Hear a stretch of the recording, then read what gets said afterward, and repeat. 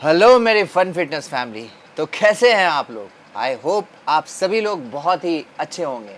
तो आज जिस टॉपिक पे हम लोग बात करने जा रहे हैं वो है बॉडी फैट परसेंटेज, जिससे कि अधिकतर लोग जूझ रहे हैं। यदि आपका फैट परसेंटेज 30% है तो कैसे उसे 20% कर सकते हैं? अगर वो फैट परसेंट 25% है तो कैसे उसे 15% कर सकते हैं? और अगर वो 20% है तो उसे कैसे 10% कर सकते हैं? तो आज मैं आपके साथ पावरफुल सीक्रेट्स रिवील करने जा रहा हूं, जिसे अगर आप फॉलो करते हैं तो मैं ये शर्त के साथ कह सकता हूं, मैं ये गारंटी लेकर कह सकता हूं कि आपको ट्रांसफॉर्म होने से कोई नहीं रोक सकता है। तो चलिए वीडियो को स्टार्ट करते हैं और एक एक करके उन सीक्रेट्स को रिवील करते हैं। तो हमारा पहला सीक्रेट है, आपको एक स्पष्ट और क्लियर गोल की आवश्यकता है।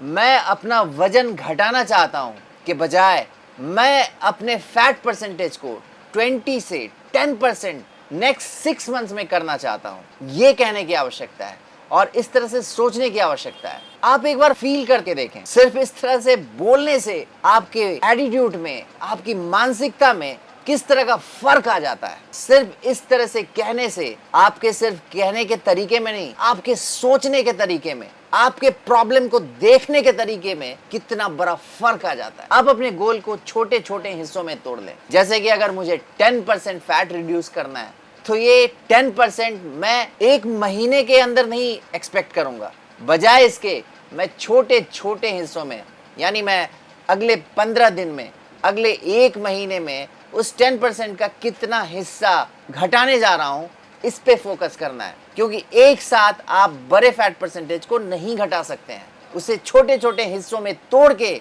अचीव किया जा सकता है। याद रखें, एक स्पष्ट लक्ष्य आपको अपने गोल पे फोकस करने में मदद करता है। हमारा जो दूसरा पॉइंट है वो है अपने न्यूट्रिशन पे कंट्रोल रखें, अपने पोषण को कंट्रोल करें। कहने का हमारा मतलब है, पोषण, न्यूट्रिशन फैट लॉस का एक आधार है। फैट लॉस के लिए आपको कैलोरी डिफिसिट में जाना पड़ता है, यानी आप जितनी कैलोरी बर्न करेंगे उससे बस थोड़ा अधिक आप कैलोरीज कंज्यूम करेंगे। और ये कैलोरीज पोषक तत्वों से, न्यूट्रिशन से भरपूर होनी चाहिए, न्यूट्रिशनली डेंस होनी चाहिए, जैसे कि protein, healthy fats and carbohydrate, ढेर सारी हरी सब्जियां, इन सब की प्रचुरता आपके न्यूट्रिशन में होना चाहिए, आपके डाइट प्लान में होना चाहिए। अब जो हमारा तीसरा पॉइंट है वो है अपने भोजन और अपने कैलोरीज को ट्रैक करने के लिए एक जर्नल या ऐप का यूज करें।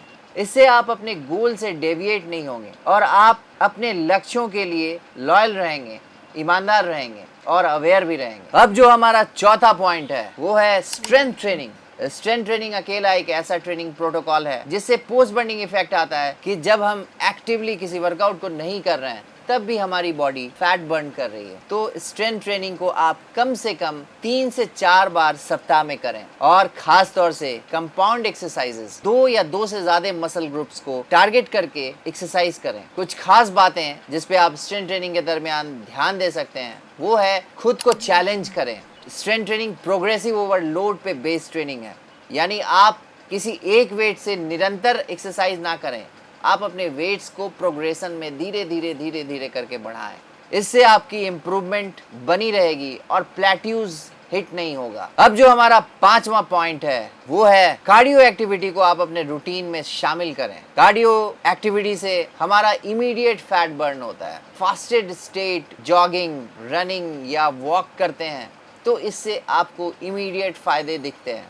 आप चाहें तो जॉग कर सकते हैं या आप चाहें तो हाई इंटेंसिटी इंटरवल ट्रेनिंग भी कर सकते हैं, जैसे कि 1 मिनट के लिए पूरे स्ट्रेंथ के साथ स्प्रिंट लगाना, फिर रेस्ट लेना, फिर अगले 1 मिनट के बाद रिकवर करके अगेन स्प्रिंट लगाना और फिर रेस्ट करना, या कंटिन्यूटी में जॉग करना। इस तरह के कुछ वेरिएशंस या और भी चीजें आप अपने कार्डियो एक्टिविटीज में इंक्लूड कर सकते हैं और इसका अच्छा खासा फैट लॉस पे असर आप देख सकते हैं। स्ट्रेंथ ट्रेनिंग और कार्डियो ट्रेनिंग करके, स्पेशली इन दोनों के कॉम्बिनेशन से, आप अपने मेटाबॉलिज्म को बढ़ा सकते हैं और मेटाबॉलिज्म बढ़ने से आप समझ सकते हैं फैट बर्निंग कितनी आसान हो जाती है। आराम और रिकवरी को प्रायोरिटाइज करना, प्राथमिकता देना। अक्सर हम एक्सरसाइज तो अच्छे से करते हैं, डाइट्स भी अच्छे से लेते हैं, लेकिन एक चीज़ जो हम अक्सर भूल जाते हैं वो है अच्छी नींद लेना, पर्याप्त नींद लेना, जो कि हमारी बॉडी के लिए बहुत ज़रूरी है।